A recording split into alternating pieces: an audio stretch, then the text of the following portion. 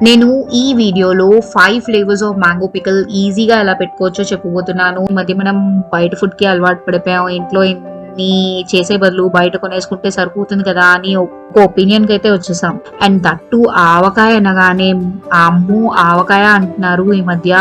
But avakaya is a very simple procedure. అప్పట్లో అంటే నిజంగా ఆవకాయ అంటే పెద్ద పనే. ఎందుకంటే అప్పట్లో కారం ఆడించుకునేవారు, నూనెని గానుగ పట్టించేవారు. ఇదొక పెద్ద ప్రొసీజరే. ఇప్పుడు మనకు అన్నీ రెడీమేడ్ దొరికేస్తున్నాయి కదా! ఇప్పుడు కూడా మనం ఆవకాయ గురించి టెన్షన్ పడవసరం లేదు. ఇంకోటేంటంటే ఆవకాయ అనగానే అందరూ చాలా ఎక్కువ అస్యూమ్ చేస్తారు. పెద్ద పెద్ద జాడీలు, బకెట్లు అంత పెట్టుకోనవసరం లేదు. మీరు 2 మ్యాంగోస్ పెట్టుకున్నా మీకు నియర్లీ కేజీ పిక్కల్ అయితే వస్తుంది.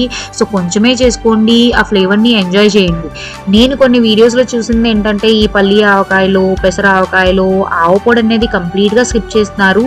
ఇది మాత్రం కరెక్ట్ కాదు. ఎందుకంటే ఆవకాయ అనగానే పికిల్‌కి ఆ ఫ్లేవర్